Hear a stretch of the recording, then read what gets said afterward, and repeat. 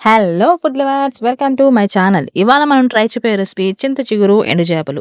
చాలా మందికి చింత చిగురు ఎండు చేపలు అంటే ఇష్టం ఉండదు, కానీ ఈసారి ఇలా ట్రై చేయండి, చాలా ఇష్టంగా తింటారు. ఏ సీజన్లో ఆ ఫ్రూట్ తినాలి అలా అంటారు. ఈ సీజన్లో మామిడికాయలతో పాటు చాలా స్పెషల్ మనకు చింత చిగురు. ఇవాళ మనం దాంతో చింత చిగురు ఎండు చేపలు ట్రై చేద్దాం. నేను ఎండు చేపలు సావడాలు తీసుకున్నాను. మీరు ఏదైనా తీసుకోవచ్చు, సావడాలు కానీ, మెత్తళ్ళు కానీ, ఎండు చేపలు కానీ, రొయ్యలు కానీ. దానికి కూడా మీకు కావాలి అనుకుంటే కామెంట్ బాక్స్‌లో కామెంట్ చేయండి. నేను ఆ రెసిపీ కూడా మీకు షేర్ చేస్తాను. ఎలా వచ్చిందో మాత్రం కామెంట్ బాక్స్‌లో కామెంట్ చేయడం మాత్రం మర్చిపోకండి. ఇప్పుడు ఫస్ట్ చింత చిగురు తీసుకొని, దాన్ని శుభ్రంగా కడుక్కొని, ఒక గిన్నెలో ముక్కలు ముక్కలుగా కోసుకొని పక్కన పెట్టుకోవాలి.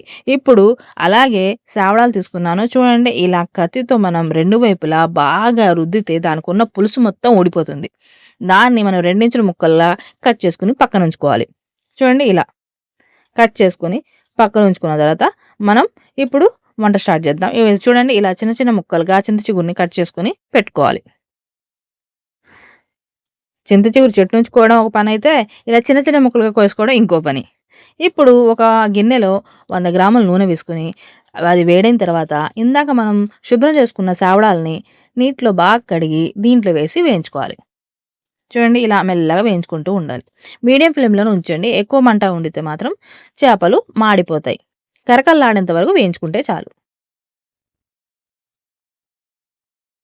ఈ ఎండలో చింత చిగురు కోసం తిరిగి తిరిగి అమ్మో! ఎంత ఆయాసం వచ్చిందో. కానీ లాస్ట్‌కి మాత్రం చింత చిగురు దొరికింది. ఇది చేసి మొత్తం చేసేసరికి అబ్బో! ఇంత కష్టమా అనుకున్నా గానీ తిన్న తర్వాత అనిపించిందండోయ్! చాలా రుచిగొచ్చింది. చేసిన శ్రమకి తగ్గ ఫలితం దక్కింది అని. మీరు కూడా కామెంట్ చేసి చెప్పండి. ఎలా మీ ఊర్లో ఎంత చింత చిగురు దొరికిందా? మీరు చెట్లకే కోసుకుంటారా? లేకపోతే మార్కెట్‌కెళ్ళి కొనుక్కొస్తారా అనేది. చూడండి, ఎండు చేపలు వేగాయనుకుంటా. ఇంకొంచెం వేగాలి. వేగాయండి. ఒక ప్లేట్‌లో తీసుకుంటున్నాను. ఇగో దాంట్లోనే ఇంకొంచెం నూనె వేసి వేగాయండి. ఇప్పుడు ఒక ప్లేట్‌లో తీసుకుంటా వీటన్నిటిని. ఇప్పుడు దాంట్లో ఇంకొంచెం నూనె వేసి దాంట్లో 4 నిలువుగా కోసిన 4 ఉల్లిపాయలు కోసి వేయించుకుంటున్నాను. చూడండి, పెద్ద ఉల్లిపాయలండి. ఉల్లిపాయలు మరీ గోల్డెన్ బ్రౌన్ వచ్చేంత వరకు వేయించుకోవాల్సిన అవసరం లేదు. ఉల్లిపాయల్లో ఉన్న నీరు పోయేంత వరకు మగ్గించుకుంటే చాలు. దాంట్లో ఒక స్పూను పసుపు వేసి కలుపుకున్నాను. ఇప్పుడు దాంట్లో మనం ముందుగా కోసి పెట్టుకున్న చింత చిగురు వేసి వేయించుకోవాలి. ఆగు కదండీ! ఎక్కువ సేపు కలపాల్సొస్తుంది. ఎందుకంటే మాడిపోతుందని. సన్నమంట మీద వేసి ఉడికించుకుంటున్నాను. చూడండి, మెల్లగా కలుపుకుంటూ ఉండాలి.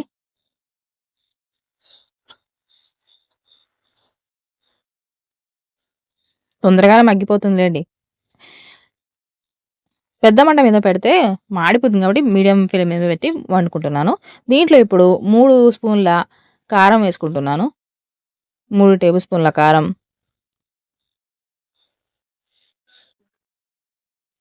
2 టేబుల్ స్పూన్ల ఉప్పు, పసుపు ముందే వేసుకున్నాం గదా! ఉప్పు, కారం వేస్తే చాలు. బాగా కలుపుకోవాలి. లేకపోతే అక్కడక్కడ ఉప్పుగా తగులుతుంది. అలా మెల్లగా కలుపుకుంటూ ఉండాలి. ఇప్పుడు దీంట్లో ఒక అర గ్లాస్ నీళ్లు వేసుకుంటున్నాను, ఆకు మగ్గడం కోసం. చూడండి, ఇలా కలుపుకోవాలి మెల్లగా.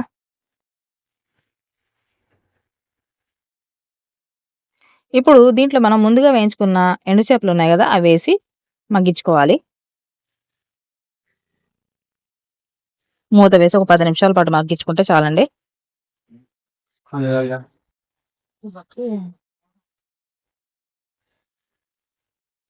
ఇలా 10 నిమిషాలు వేయించుకుంటామండి. మళ్ళీ ఒకసారి కలుపుకోవాలి.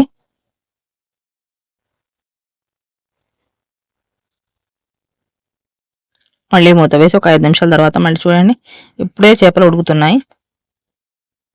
ఇంకో 5 నిమిషాలు పడుతుంటాయేమో.